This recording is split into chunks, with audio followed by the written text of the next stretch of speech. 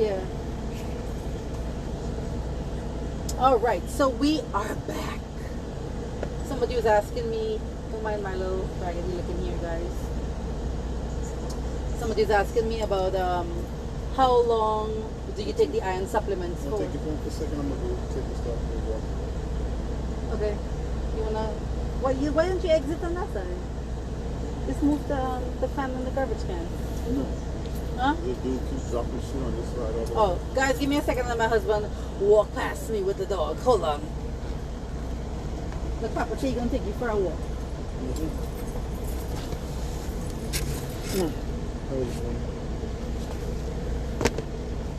It's my doggy. So Lola say hi, Lola. Hi, everybody. Guys, tell my husband you want to hear a man's perspective of surgery, because he's what am I, a Barbie? He's a Ken. he's I need more muscles. he's had the 360 lipo twice, and we're going for round 3. So when he come back, don't be rocking surprise. When we come back, maybe we'll inveigle him to give you guys Give my cereal and go walk the dog. give you guys a little chat about the man's perspective. Go with Papa, go. So,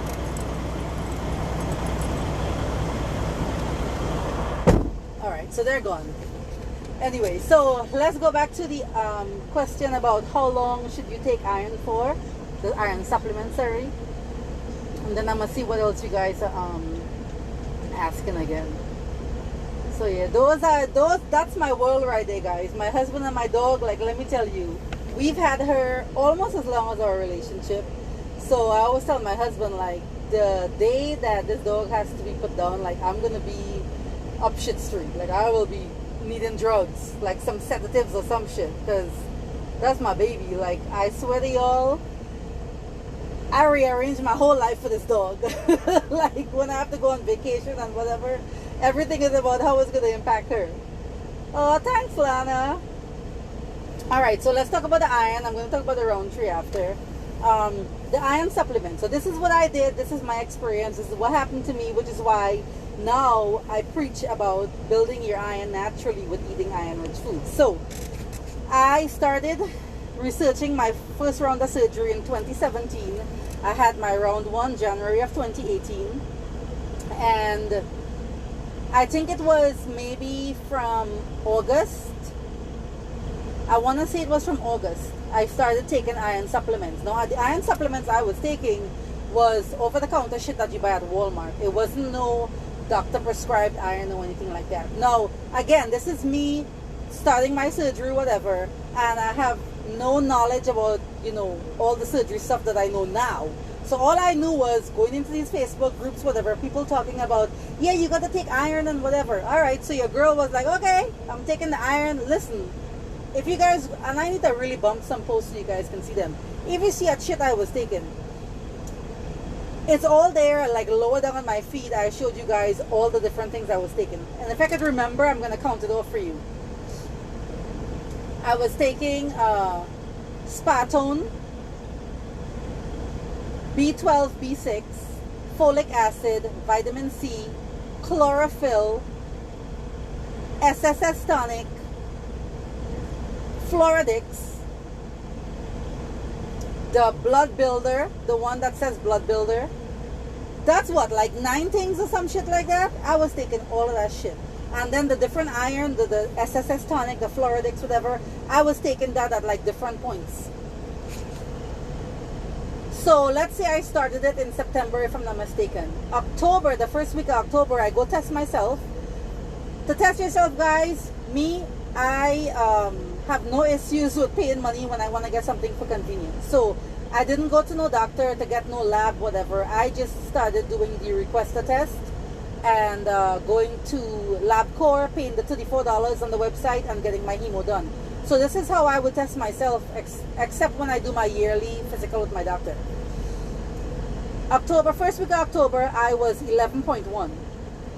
So I'm assuming because of the fibroids, I was even less than 11.1, since I already was taking the iron at this point, like probably about 6 weeks or something, right? Okay, so 11.1, and I continue taking all this shit. Then the first week of December for my birthday, I go test myself. I am 12.9. So I'm like, yeah, it's working. My hemo is getting up. So this is now 60 days apart, right? 2 months apart. Then I say to myself, okay, well, I'm having surgery at the end of January, so I'm going to keep taking all my iron and whatever. And I didn't test myself again until the week before I'm supposed to go to the DR. So this is another 2 months later. Guess how much my iron was? From 12.9. So I went 11.1, 60 days later, 12.9, and then 60 days later, which is just before I go for surgery, 12.2. I'm like, what the fuck? Why am I not at 14 or whatever? Like, I was thinking I'm going to be like really super high. No, because I've been taking iron for so many months, for so long, that your body builds up like an iron toxicity, right? If I said that right, if I said that, pronounced that correctly. Your liver now, which is the filtration system of your body, what it does is it starts killing your red blood cells, which is what, uses to build your hemo. Because it's doing that to prevent, the iron toxicity from building up and affecting your other organs. I didn't know that. So I was taking all this shit. So now, round 2, I was like, fuck it. I'm not taking no supplements, not a damn thing. I'm just going to eat iron-rich foods. Now, the round 1 surgery, I will say that it did help with my period or with the fibroids to some degree, because for that year between round 1 and round 2, my period was not as heavy as it was or as it is now. Like, it's gotten back to that ridiculous level again. So for that 1 year, I had surgery in January of 2019. When I tested myself, no wait, I don't want to lie to you guys. Okay, I had surgery January of 2018. In August of 2018, I tested myself. I was 14.7, and then I had my surgery in January of 2019. So when I went to the DR for surgery as well, my hemo was also over 14, but I don't remember 14.1 exactly. And that's just eating all the iron-rich foods I told you guys about.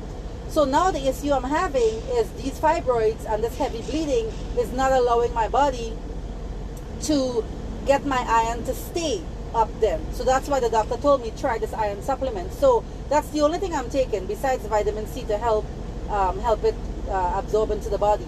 But I'm not taking any of all of that crazy stuff, Spartone, Floridix, SSS tonic, Hemoplix, blood builder. I'm not taking none of that stuff. I'm just taking that one iron pill that he's telling me, and then I'm hoping after I have this surgery that in those next couple of months that it's going to go back up to like where I want it to be, which is 13 and above, to have surgery. So my thing with the iron supplement, for how long you should take it, I really think that if you have, well, the very first thing you have to do is go and get your hemo tested. Pay the $34, go to Lab or LabCorp Request, go on the website requestatest.com and sign up, pay the $34. It's called CBC, Complete Blood Count with Differential, and it's a walk-in. You don't have to make an appointment. You can walk into any LabCorp or Quest. You don't have to call them, nothing like that. You're going to get 2 emails from Request a Test. The one that has it's like 6 or 7 digits, there's a number in the email, that's the one you're going to just walk into LabCorp Request with and give it to the receptionist. They're going to have all your information and draw your blood. Within 24 hours normally you get your results, what your hemo is, what's your white blood cell count, what's your MCV and stuff. MCV and stuff deals with if you have low B12, B6. So that's why I also tell people take the B12 and B6 as well when you're taking the iron supplement. Now, once you get your test, oh my god, somebody said 14.2. That is an amazing hemo. I'm so jelly. So once you get your hemo, now you know, okay, she's 14.2, so she doesn't really have to do anything but maintain, which is still eat iron-rich foods, like we say, twice a week or 3 times a week, up until before surgery, and then of course after surgery you got to build back up your iron. But if you get your results back and your hemo is 10, 11, you want to start building your hemo, which is, if you want to take the supplement, you also want to eat iron-rich foods, which is everything green, liver, beef, red meat like lamb, lentils, black beans, spinach, kale, broccoli, green beans, all these things that have iron in it. So once you start doing all of that, and you know you started with a low hemo, every 6 weeks pay the $34, go get yourself tested and see, okay, is this working, is my hemo going up? If you see a drop at any point, then you need to stop the supplement and just continue with the iron rich foods, you know. So I don't want to tell you take iron supplements for 6 months or for 5 months. You got to start testing yourself so you can see where you are and where you're going as the time go by. I hate hearing people say, oh, I'm just going to take the iron supplement 3 weeks before my surgery. Red blood cells die and not reproduce, but not re-up, what's the word I'm looking for? Regenerate. Every 100 to 120 days. That's every 3 to 4 months. If you take your supplements 3 weeks before surgery, that ain't doing shit to you. That's not doing nothing, because how long it takes your red blood cells to die out and regenerate, and that's how you will know that your what you're doing is working to get your hemo up. All right, let me see what else you guys are saying.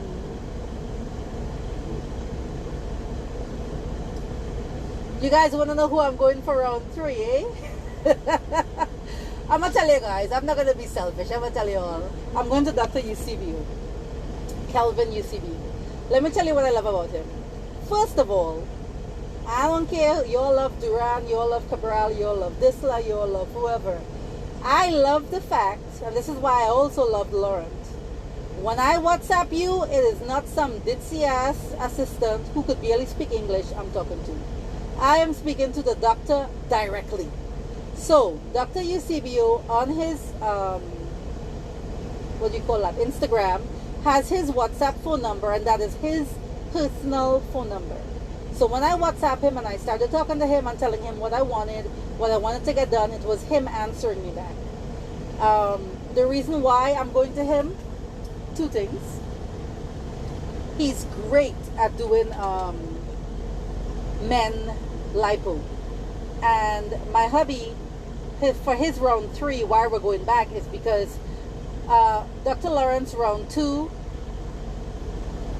he really didn't do a lot to my husband. Like round 1, he was more aggressive. Round 2, my husband wanted to just get like cleaned up some more and shaped some more and whatever. And Dr. Laurent, I love you, and I know you're mad at me because I tell the people the truth, but I'm just gonna say it outright. We were not happy with our round 2. Now, don't get me wrong. Dr. Laurent, I think, did an amazing job with setting my foundation for round 1. He was super aggressive. He took 7 liters of fat out of me. He snatched my waist. My waist was like a 27-inch waist once my swelling went down for round 1. After my tummy tuck, and I went in with a 44-inch waist. So he did an amazing job for round 1. Round 2, he was not as aggressive with me, and I really didn't like that. Like, I really felt like I paid more money for round 2 and he did less work in round 2. My hubby, when he came back for round 2, same thing. My hubby was telling me that there were areas when John was massaging him that he wasn't in pain, it wasn't hurting. And that's how you know when you get lipo. Those areas that are lipoed, you are in extremely 10 out of 10 pain when you're getting your massages. So for him to say it doesn't even hurt, that tells me that Dr. Laurent didn't even lipo those areas that he expected to get lipoed. So he now has, and my husband has very keloid prone skin, guys. When you have keloid prone skin, I mean like the littlest cut, I don't know if he will show you guys because he doesn't like how the keloids look, but everywhere Dr. Laurent made an incision to stick the cannula in has a keloid, has a big keloid. So one of the reasons why he's going back for round 3 is because he want to get those keloids cut, redone, and get that, steroid injection. We're going to have to buy a lot more while we're down there in the DR to inject him weekly with it to get, hopefully, the keloids to stay down. Also, when you have keloid skin, you are prone to getting fibrosis quicker. So no matter how much massages that he got from himself and myself massaging him every day for like the first 4 months, he still has some bits of keloid around his belly button. So Dr. Eusebio is phenomenal with that VESA. That VESA lipo breaks up fibrosis really well. he sculpts really well with that Vesa one, that Vesa machine. So that's one of the reasons why I'm going to him. Also, for me personally, I prefer going to the same doctor for both of us and having both our surgeries done the same day, me and then him or whatever, and we're recovering in the same room in the same night. I really don't want to go me to somebody, him to somebody, and we're in the recovery room by ourselves all night. That's not what I want. So also why I'm going to Dr. Eusebio, besides it's, you know, he does really well for my husband, that Vesa lipo that this man does, oh my god. For you Desenia lovers, Desenia is fucking experimenting on you all motherfuckers with that Vesa machine that he has. And I tell you this because Desenia does not have Vesa certification. If you guys go and look at Dr. Eusebio's Instagram, you will see where he talks a lot, or he also always posts about him being certified. Dr. Laurent is also certified. Dr. Laurent has it, I believe, on his page, or was it his Instagram stories, where he went to Miami to get training at the Vesa Institute. Desenia has zero training on using Vesa, and he's experimenting on you motherfuckers. Okay? So this doctor, like Laurent and Eusebio, they went and got Vesa training, explaining, teaching them, showing them how to do the Vesa. Dr. Mannion, for example, they go, Dr. Bello, well, Evelise Bello, you all know I ain't recommending her to you all. But these doctors have on their page where they went and did J-Plasma, Renuvion, where they went and did the training on how to use these instruments. Again, Desenia is experimenting on you all. He does not have certified training from these institutes showing you how to use this machine. So that's why I'm going to use CBO. My arms, my upper back is my breasts. I want another reduction. But my arms and my upper back is the area of my body that I major want worked on the most for this round. I'm probably going to have a round 4. I'm not even going to pretend. Because again, I don't want to have a complication, one post-op issue. I want to be able to go back to life as normal and do what I got to do, go to work, whatever, and not have to worry about some shit is fucked up or whatever. So that's why I'm doing everything in different phases. So that's some of my reasons for going to him. I love the fact that I can talk to him. Like when I said to him, I'm going to have this fibroid surgery. When can I come and have surgery with you? Does it have to be 6 months after? So he was like, nope, I'll do it. If you have surgery in September, we can still do your surgery in December. So again, guys, whatever you guys are planning on doing, make sure and talk to your doctor. If you have to put off your surgery for, 3 months or whatever, make sure and talk to your doctor about what it is wrong with you, what you want to get done, whatever. Because again, is it worth going down there and lying to get snatched and then you're dead, or then you're badly off and fucked up? It's not. Who the fuck wants to choose between a coffin or enjoying their body? Nobody. Especially when it comes to you guys having kids and spouses and whatever. And do you have life insurance? If something like this happened to you, people gotta make a GoFundMe. You know what I'm saying? For you to raise money to get your body back home or to bury you, whatever. All this shit is not cheap. So get your priorities in order, guys.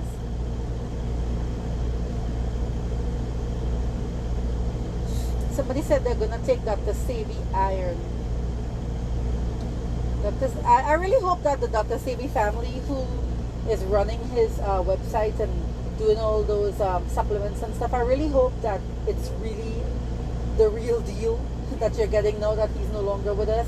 Because I'm a little skeptical about that. Like who's really behind this? Because now you're starting to see people opening pages on websites talking about I'm Dr. Savvy's son and I'm Dr. Savvy, what do you call it, a protege and whatever. And I'm like, I don't know, I'm very skeptical about people, on the internet mixing whatever and selling it to you.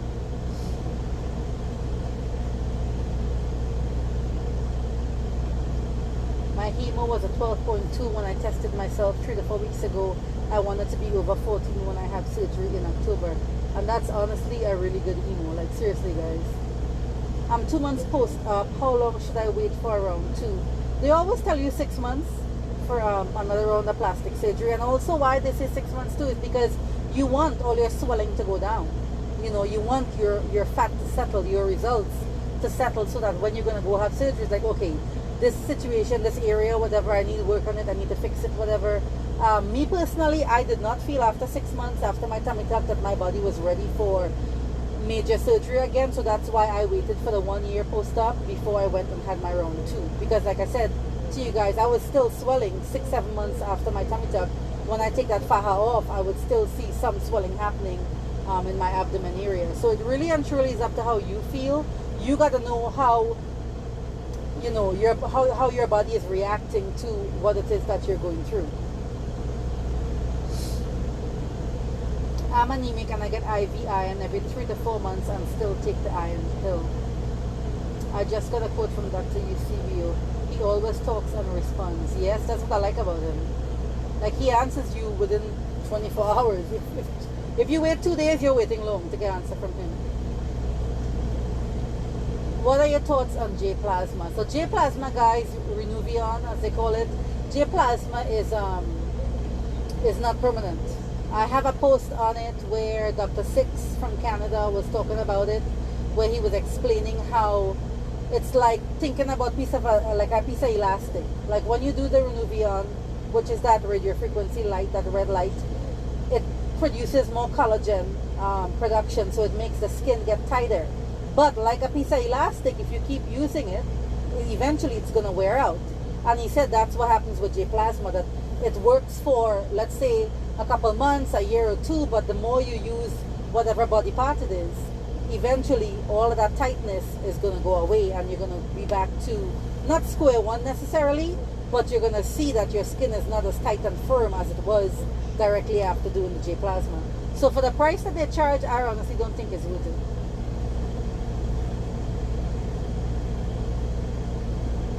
Alright, so the dollar's asking about keloid treatment. So the keloid treatment, after your doctor cuts out the keloid, they always tell you that there is a chance, a 50-50 chance it's going to come back. So in my husband's case, after round 1, the keloids came back. Now after round 2, the keloids came back. Now after round 2, we did the Keloid injections. I bought it in the DR. These things are over the counter, guys. You don't have to get a prescription for it. You can buy as many as you want in the DR. So the only thing we did not do was I did not give it to him every week for a couple of months. I think that's really how it's going to work to make the keloid stay flat. Because I followed Dr. Lawrence's instructions, which was give it to him once every 3 weeks, and he only needs like 2 injections. That didn't work. But my husband did get these steroid shots here in Miami for a keloid that he had on his arm from a motorcycle accident, and he was getting it once a week for a couple of weeks well, and that actually stayed nice and flat. So that's what I realized that we need to do this time for the keloids when he gets them cut off and removed again, is to give him the shot more often for a longer period of time, and hopefully it will have a permanent change on there.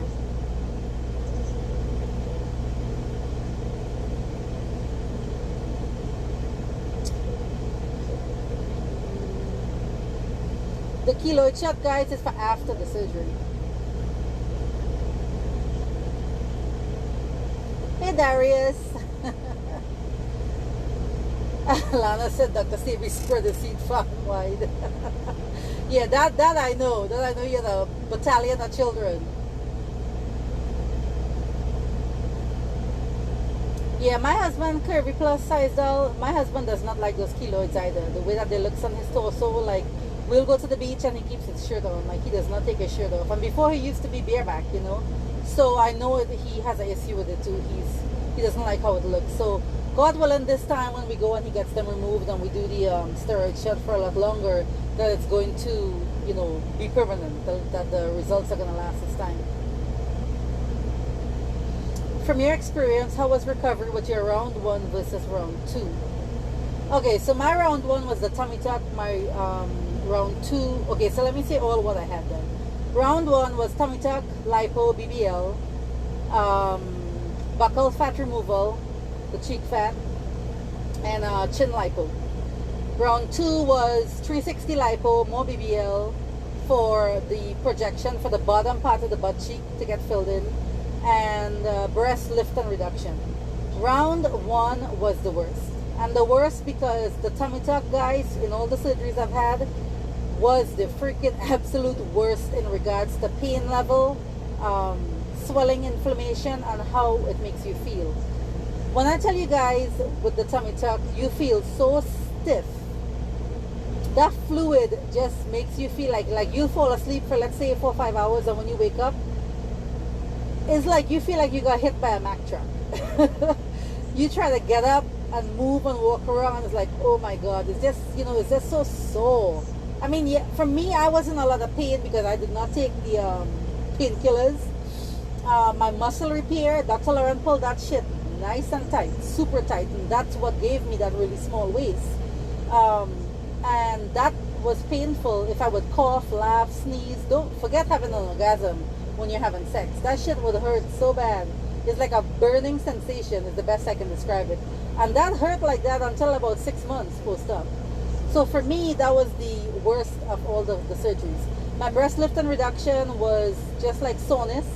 It really wasn't really painful. Lipo, when they massage you, that's when it's painful. But if you're in your nice tight faja with lipo, you feel sore, but you're not really in pain until they actually touch you. Give me a second. These guys just came back. Hey, Mama. Wipes? What happened to you? You back? My poor hubby is back. It's killing him. So tomorrow we see this chiropractor. My tummy tuck didn't come out good. Can I do it over? Yep. There are adults that have had more than one tummy tuck because they wanted their muscle repair to be tighter, or they didn't like the belly button or the tummy tuck incision.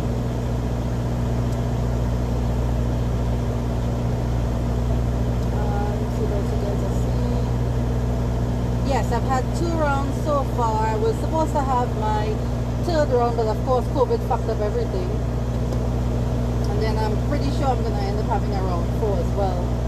Oh, thanks PSX doll. And this is just washing it and putting a little moisturizer on it. Now it's like all my curls are not popping like they were yesterday.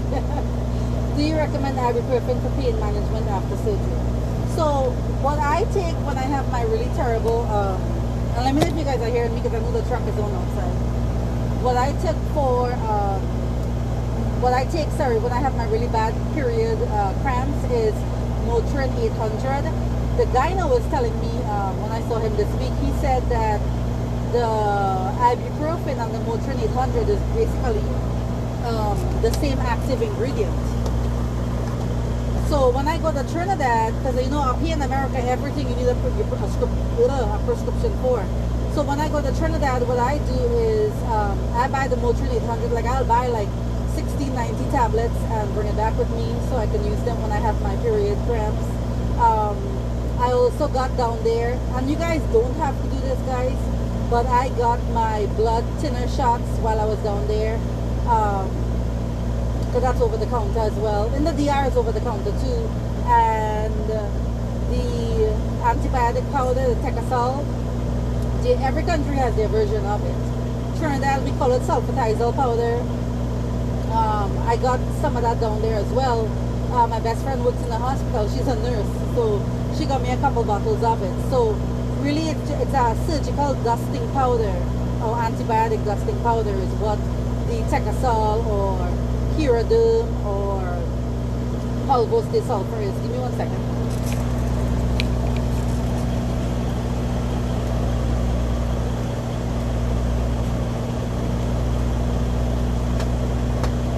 Yeah, my Thai tea already got frozen.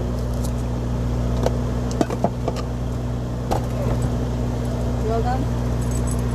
Say hi, Lily. Say hi, everybody. Say hi. Say hi.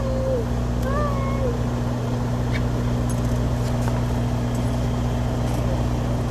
You need to come up?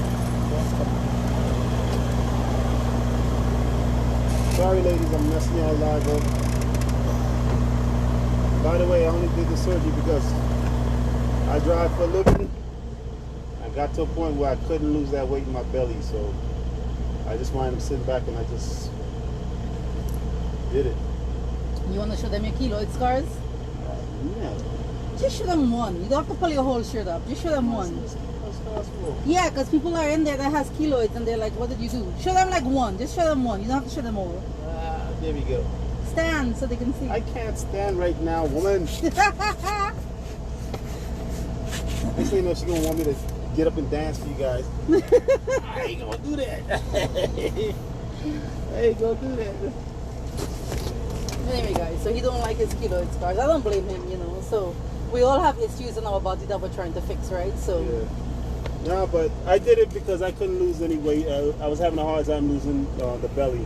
I did everything, man. I was one of those truck drivers you see out there working out, so trust me.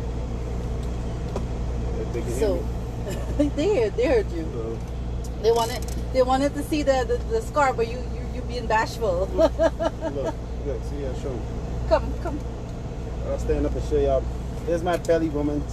Okay, so I don't know if you guys can see. Like this is all the where the cannula. There. That's just a few. Yeah. So that's like it right there.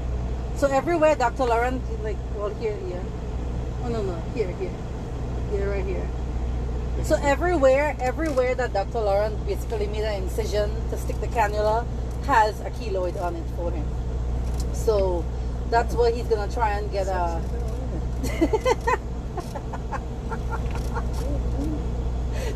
You want to do a striptease for them? Hell no. Oh my god. So yeah, so everywhere he has a keloid, I'm sorry, there. So we're gonna try that for round 3 and Yeah, round 3 is more. Tell me, it's more or less moving most of the keloids off of me. Yeah, so round 3 for him is gonna be a little fibrosis correction, the keloids, probably like with the vasa, just, you know, shaping him up some more. Like he has, not to say really love handles, but he does have a little bit of fat in the back by his waist there that Dr. Lawrence should have taken out but didn't. Dr. Lawrence's reason was, oh, he wants to show you guys. Why don't draws up like that? Hold on, let me show you guys. What I look like? So right here, hold on, like right here, it's not a lot of fat. This is a, oh no, sorry, next to it. So this here, guys, was actually a faja burn that he got, and look, it turned to a keloid right there. You know, so thanks, babe. So when I tell you guys about faja burns and making sure that you are compressed properly and that poisy pads or lipofoam covers all those areas, especially by your waist where you're gonna bend, because that's the area. Even for me, I had gotten a little faja burn as well. Baby, gosh, make it now. Make it now.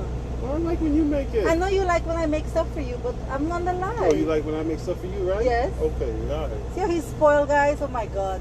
Like the No, you food, get the fish the alive. food just has to go in the microwave, mind you. Make it for me, please. Give me a little bit. Yeah, take your time. All right. So anyway, so that's what's going on with the keloid, the ibuprofen, and the Motrin 800. They say it's the same thing. Well, my gyno told me it was the same thing. Guys, this is what I did. This is what I do, I should say. Because you all know there's a whole big drama with all these dolls that are dying at Yesenia hands. And he keeps saying everybody took Percocet from the streets. And I don't know where the fuck they... This is so fucking dumb. And you guys that love this man and defend him are fucking idiots. And I'm not apologizing for saying that. When you go down to the Dominican Republic, you guys that have never been to Santo Domingo, when you go, you're going to see for yourself.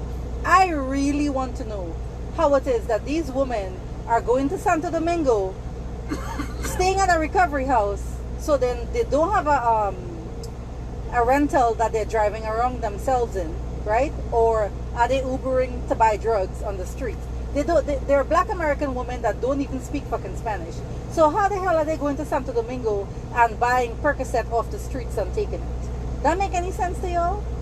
Like, I don't know how fucking dumb some of you guys are that believe this fucking story. When you go to Santo Domingo, first of all, especially you guys who are Americans that don't speak any fucking Spanish, you will see how difficult it is If you try to go to a damn store by yourself or a restaurant or wherever and communicate with these people for whatever you want. I kid you not. If Elaine or John was not with us at certain times, I don't even know how Google Translate would have fucking work. Because I could Google Translate and tell them what I want to say, but I don't know what the fuck they're saying back to me. You know what I'm saying? So this shit about people taking Percocet and dying down there, and they bought it on the streets and whatever, that's a lot of bullshit, guys. That is a lot of fucking bullshit, okay? And I really don't know of Santo Domingo having Percocet selling on the street like that. If you're looking for coke or weed, yeah. Or crack or weed, yeah. But not no damn American street drugs like Oxy and Perks and all these other whatever drugs these damn drug addicts up here in America be taking. Not even meth. They don't even have that shit in the Caribbean. You gonna get weed and you gonna get coke. Or crack, I should say, because they it's not even coke. You don't even get the powder. You get the little crack rock in the Caribbean. That's what you get. Weed or that. There is no white boy, what they call them? The shit you take when you have ADD and ADHD and whatever, Ritalin or Ritadol or whatever the fuck they call that shit. In the Caribbean, you don't have stuff like that, guys. There's American bullshit, okay? You don't sell that shit in fucking Santo Domingo, in the Dominican Republic, in the Caribbean islands. I want one person to tell me that they went to a Caribbean island and was able to buy meth or Percocet or Oxycontin or Ritalin or whatever the hell they call that shit. Okay? Not even drug. What they call it? The thing that drug people to date rape drugs. We don't even have that in the Caribbean. People don't even do that shit to you down there. Best waist trainer. Alright, Miss Hawaiian Chocolate. I have never used a waist trainer in my life, so I can't answer that question. What I have used is a steel-boned corset that I got on corsetdeal.com. It's on my feed as well. The two that I bought is on there as well. One has a zipper in the front and then the lacing in the back. The other one has the hooks in the front and the lacing in the back. That's what I used for a period of time at night when I'm going to sleep. That shit will make you feel like you are sipping on air, like worse than the fucking faja. Because my hubby would pull it tight, and it has steel bones in it, so you cannot bend at the waist. So you cannot sit with that and drive. You have to either be standing or laying down. So I would put it on in the night before I go to sleep. What aftercare you recommend when you're having a BBL? Okay, so BBL. If you just had 360 lipo BBL or you had tummy tuck lipo BBL, for me, the basics of BBL care would be feeding the fat, because you are going to lose a percentage of your fat, 30 to 40%, the doctors say, within the first 6 to 8 weeks. Wearing your faja to shape your body, shape your butt, and sitting on your boppy pillow. Not BBL pillow, not the rectangle square thing. The baby one, the one that looks like this.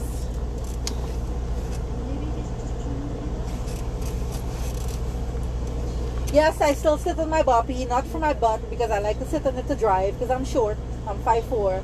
So even my hubby sits on my boppy pillow to drive too, because he likes how it feels.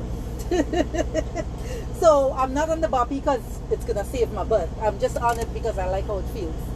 So that's what I recommend you use for at least the first 2 months, guys. The video on how to sit on your boppy is there on my feed. I think it's on YouTube as well. But most important, a lot of you guys that are getting incorrect post-op care information from your doctors, like just eat healthy fats, eat nuts and avocado and salmon and quinoa and stuff. Guys, that healthy shit is not going to make your butt fat. Okay? A lot of people compliment me, oh, I like your ass, it's so juicy, it's so big, whatever. That didn't happen because I ate fucking avocado and salmon and nuts. That happened because I ate all the shit that fat forming foods need for your fat cells to expand. Excuse me. There's a whole video on YouTube, I'm not gonna repeat it. Go look at it on YouTube. The entire video is all about talking about BBL, all what you need to do. It's also a live that I did and I saved it. So it's on YouTube. If you go there, you'll see it on my YouTube page. talking about all the things to do, which is proper post-up care for BBL. You guys have such good energy. Thank you, Building Dream Buddy. Guys, this is my marriage, my relationship with my hubby. We've been together since... Don't kick my ass because I'm trying to think. That's where I have a good part. 2007. Yeah, 2007 we have been together. So it's going on 14 years. This year we're going to be married 10 years. You know, so we have been together for quite a long while. We have gone through a lot as a couple. Just two different personalities coming together to make a successful relationship. You know, but when people tell me that, I always like to tell them, like, for me, the biggest part about having a successful relationship, even if you're not married, boyfriend, girlfriend, is communication. You have to be able to talk about what's bothering you, how you feel, without it turning into an argument, without it getting nasty and calling people names, and you know, you're not even listening to what the other person is saying. You're just being defensive and just answering back and, you know, repeating back whatever you want to say to them. Like, there has to be a level of communication for your marriage or your relationship to be successful. So a lot of things, my husband and I, we talk. My husband isn't a big talker. Like, when I met him, it was so funny because we would talk for hours and hours on the phone. Like, talk out my phone battery, where I had to stop. I was driving home from work and go buy a damn charger for my car to put my phone on. You know, so we would talk for hours and hours and hours, and that's how the basis of our relationship started. About the different things that we expect in life and expect from each other, and the things that we want, and you know, so a lot of things that goals that we have and values we have are aligned, where we want the similar stuff. You know, we talk a lot about our retirement, about not being 70 years old and still working, about having kids, about, you know, our different investments we want to make to retire early and whatever. So that's the best advice I can give to you guys when you guys tell me, oh, I love you guys, so you guys are together, whatever. You know, another thing too is you have to keep a certain level of humor, whether it's you still think about, you know, like when you were a kid and you used to have fun and do all kind of fun stuff and the things that would make you laugh and giggle and whatever. Like, not to say you're being childish, but you still have to have that level of whimsy in you, you know, that you always, you know, could joke with each other and laugh and have a good time or whatever, you know. And if you can't laugh at yourself, then I don't know, but you know, that's another little bit of advice I can give you guys to why I think my marriage is so successful. Like, my parents have been married, I'm going to be 41 this year, so they're going to be married 44 years this year, you know. So I can say to some degree I have a good role model example to follow. My parents as well have been through a lot in their marriage, you know. So they got married pretty young. They got married when my mom was 17 and my dad was 20. So and then my mom had me when she was 20 and my dad was going on 24. You know, so being a Caribbean person raised in the islands, raised by old school parents, and raised in a culture that still has a value, I should say, a lot of different things morality-wise and stuff, I feel like all of those things have helped me to be the individual I am when it comes to a lot of things that I do. Not just my marriage, like how I look at it, but life in general, business, things like that, you know, working hard for what you want, not always trying to get the easy way out and the cheap way out and whatever. So a lot of that rolls over, you know, into, I think, daily how I live my life, you know. And just to touch on something that this week with those people talking about, oh, I can't stand her, I hate her, she just that and the other, whatever. She posts pictures of herself because she, you know, she always showing off her body, whatever. Guys, if you don't love yourself, and that's a big thing about plastic surgery, if you're not doing this for the right reasons, you're not doing this for you, not for nobody else. I didn't do this for my husband. Yes, she did. Shut up. He's like, yes, she did. If I didn't do this for him, okay, I did this for me. She did it so she could get on my damn. Let me not say that. What's your money? You don't have a pole in the truck. Oh my God. Nah. She did it for herself. She did it for herself, man. If she was still big right now, it wouldn't bother me at all. Just gotta watch her cooking, man. She's a mean cook, man. I tell you, mean cook. Yeah, when I met my husband, I was not really much smaller than I was when I had plastic surgery. I had a belly, I had that belly fat, whatever, that I used to hate.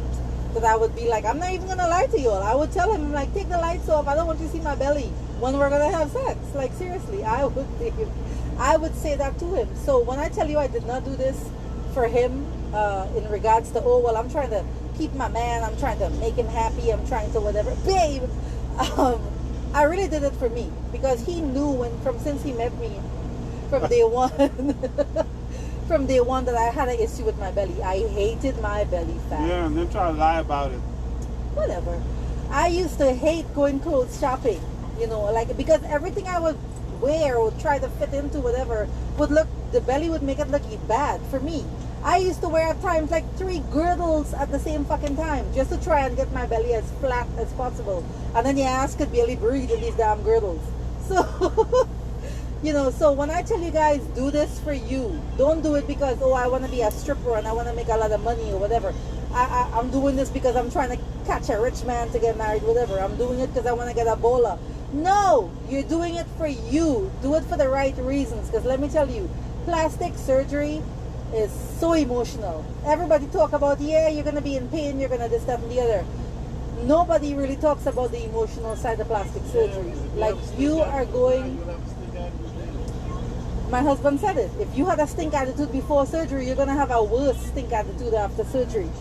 So the emotional side of plastic surgery, you're going to have days you're despondent, you're upset, you're sad, you're depressed, your results, your body is changing and looking terrible.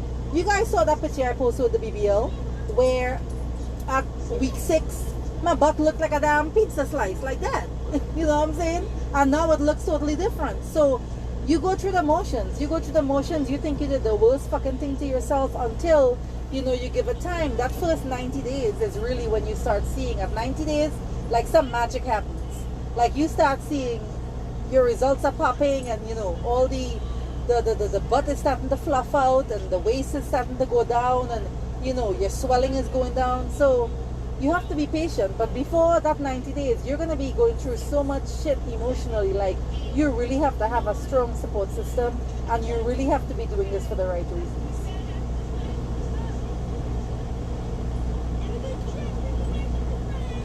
Adderall, that's what I was talking about, them damn drugs. You ain't got that damn shit in the damn Caribbean. Are you a truck driver? Yes, I am. Somebody say roofies. See, I don't even know the damn name of the drugs to tell you how I am, like, so naive to the world of drugs. But yeah, roofies is what I was talking about. Why do I know all the drugs? Do you recommend buying both stage 1 and stage 2 faja before surgery or waiting until after surgery to get the right size? So stage 1, usually most doctors, whether it's Miami or the DR, they include that in the price of your quote. So you don't have to buy a stage 1. And really, guys, the stage 1 faja, I wish I had mine, but it's at home. It's not even in the truck. I just have my stage 2 in the truck. It's really like, if you could think about an a spandex panty, it really is like, the material is like that. It really gives you no compression at all. Seriously. So when I tell you I only wore my stage 1 faja for just to get, what's the word? Discharged from the hospital, that was the only time I wore it. I wore it the morning I'm getting discharged. After the tummy tuck, I wore it for 2 days after because John was getting my stage 2 faja made for me. So I think on day 3 post-op, my second massage, John had the stage 2 faja for me and I was in it.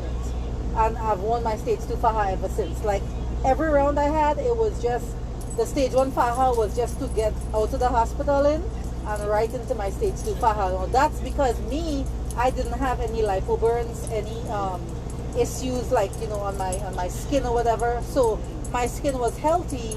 Lola. My skin was healthy for me to get into my stage 2 faja and my ab board. Now, if you have lipoburns and stuff like that, you're not going to be able to probably wear your ab board or your stage 2 faja. So you may end up having to stay in the stage 1 faja. The downside of being in the stage 1 faja for 2-3 weeks, it's not giving you compression. So if you had a tummy tuck or even 360 lipo, you're going to have fluid building up, and you're going to be just feeling so stiff and so sore and so uncomfortable until you finally get that super tight stage 2 to start helping you get all that inflammation and swelling to go down, and you're going to start feeling better, because the lymphatic massage only does so much in helping you pee out that fluid, you know. Alright, let me see what else you guys are saying. Oh, you want to see Lola? Come, Lola. Come quick, come quick, come quick, come quick, come quick. Come and say hi, come and say hi. There she is. Oh, stop doing like that. Say hi. Say hi.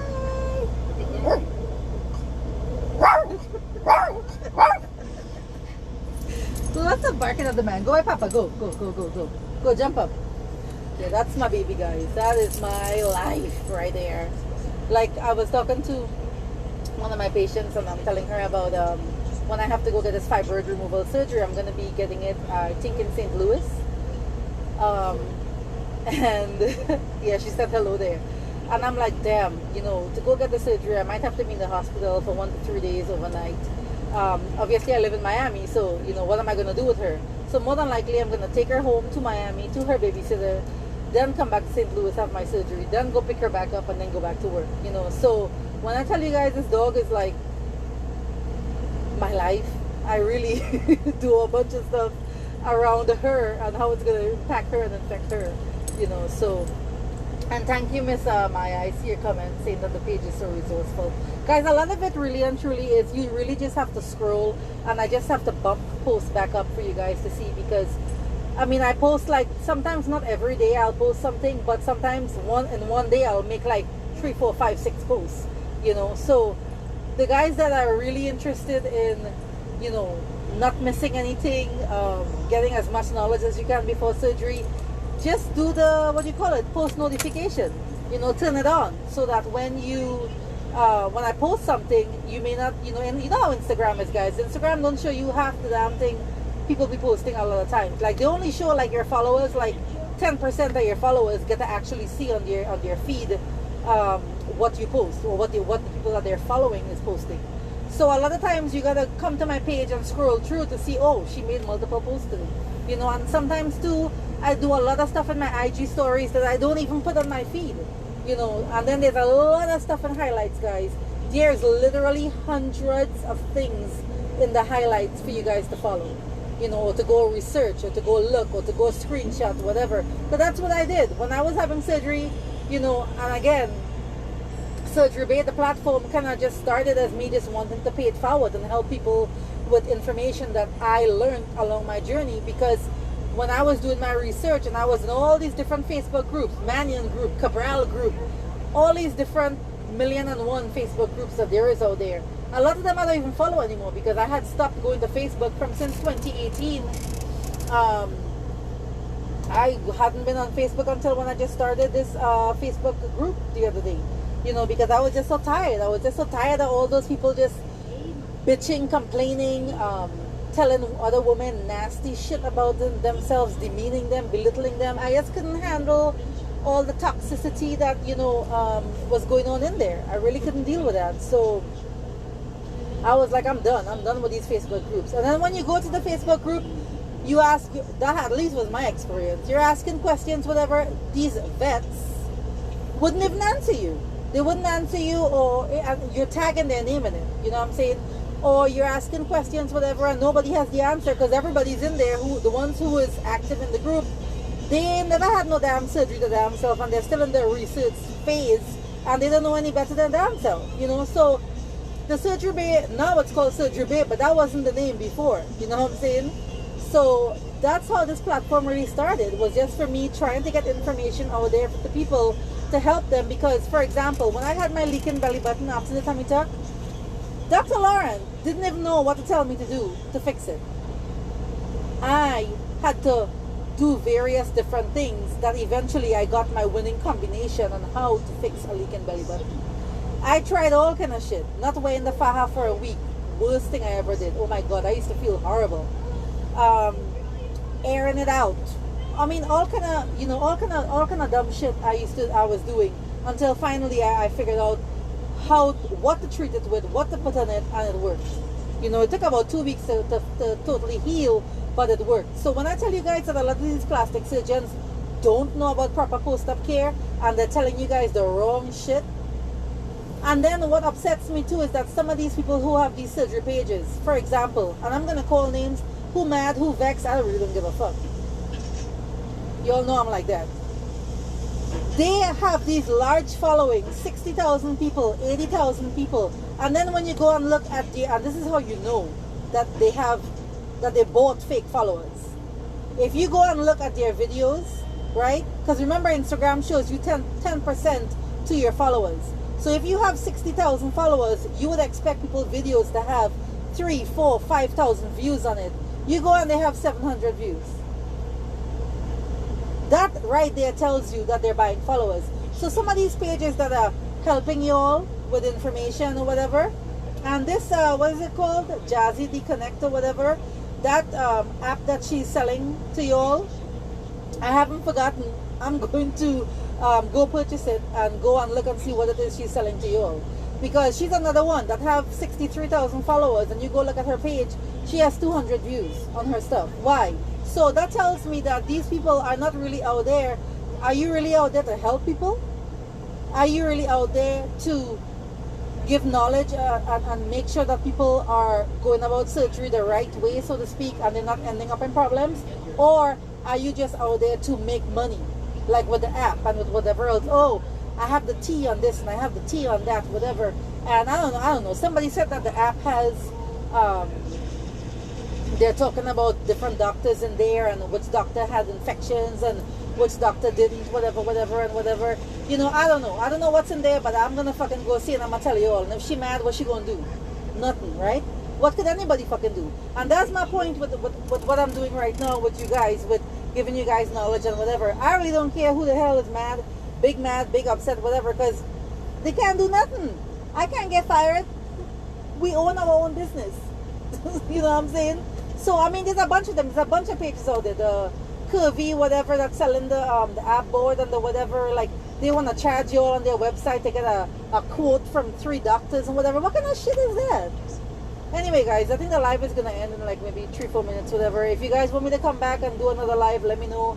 Put your questions, whatever. So I can answer some more. We can talk some more about, are people really out there helping you, or are they out there trying to make money on you? How was flying after surgery? What are some do's and don'ts when flying back home after surgery? I'm a post-op therapist, and their surgeons hardly give good advice, especially in the US. I'm telling you all. Alright, so flying after surgery. My flight, I've only had short flights because I live in Miami. It's a 2-hour flight from Santo Domingo. So I did not, alright, I see you guys, they come back. I did not really have to do anything like get up and walk around, you know, in the plane and stuff, because it was only 2 hours. I flew with American Airlines and JetBlue. American, I had the aisle seat with the emergency whatever, so you know I had room to stretch my legs. And with JetBlue, I had the, I don't know, you had to pay like $70 more a person. It's like a seat in the front, but it's not, because the plane didn't have first class. That you get more leg room, so that's what I chose for both flights coming back home. But if you guys are having 4 or 5 hour flights, you want to get up and walk around on the plane like maybe every hour, every 2 hours. And yes, I have no shame. I took my boppy pillow on the damn plane and I sat on my boppy pillow in the plane. Wear your compression socks. Dr. Lauren had me take a blood thinner shot. It goes by many names: heparin, Clexine. I forget the other name they call it. But he had me take a blood thinner shot. He said 1 hour before your plane departs to take the shot. So round 1, my husband injected himself in the leg in the bathroom. I could not do it. I told you guys I do not like needles. I really could not do it to myself, and I didn't do it. I threw it in the garbage. Round 2, Elaine was with us at the airport to say goodbye, and she gave me the shot in my arm right there, right there in the food court area. So hey, Miss Mira. So yeah, so that's what he recommended. So the recommended dosage is usually 7 shots, blood thinner shots, and 1 for when you're leaving. But again, every doctor says different. They might tell you 14 shots for 14 days, whatever. Alright guys, so you guys are seeing come back. So I have 17 seconds. Let me end the live and I'll be back in a minute.